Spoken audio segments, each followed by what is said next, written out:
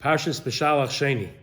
So the Torah tells us that if the Klal Yisrael leaves Mitzrayim, V'hinei Mitzrayim noisei achreim, the Egyptians decided we have to go chase after Klal Yisrael to bring them back. Rashi tells us the famous Medrash, B'leiv echad ke'ish echad.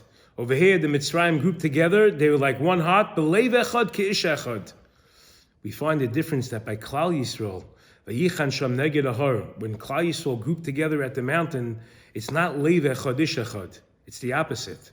It's ke'ish echad, we're like one, B'leiv echad, we're one heart. What's the difference? How come by the Mitzrayim it's leiv echad ke'ish echad, and by us Klal Yisrael it's ke'ish echad b'leiv echad?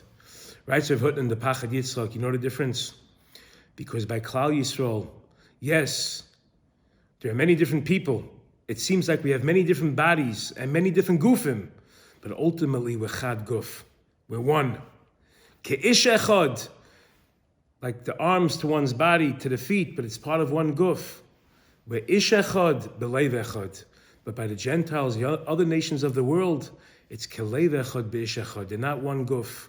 It's different entities, they're different people. Yes, they might have the same ideology, the same thought process, but they're not one guf. That's the greatness of Klal Yisrael, that we're one body.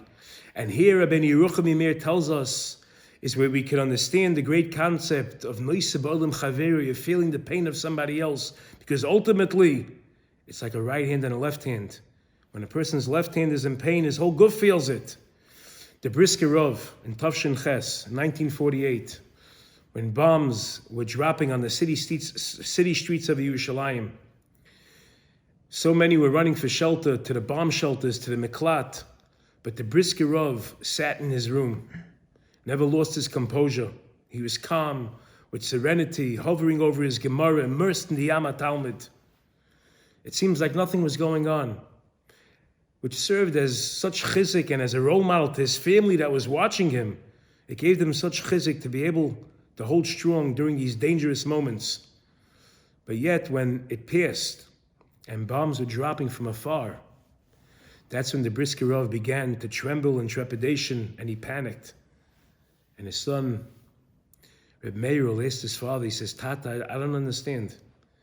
When the bombs are dropping here in front of us, you were so calm, you never lost your composure. It was like nothing was going on. How come when the bombs were dropping far away, why then did you begin to panic? Why then did you begin to get nervous? So listen to what the Brisker Rov responded.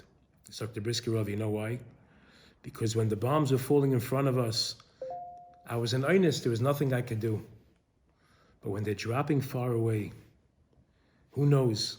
Maybe there's something that I could do for another Yid. Maybe there's something that I could do for another person. And it was that feeling, that emotion, that he had such fear that maybe there's something he could do for somebody else that he's not doing, is why he panicked. That's the message and that's the lesson. Yes, by the Gentiles, by the Umas Olam, it's Keleiv Echad V'ish Echad. But we, Klal Yisrael, have in our very DNA, it's Ke'ish Echad U'Beleiv Echad.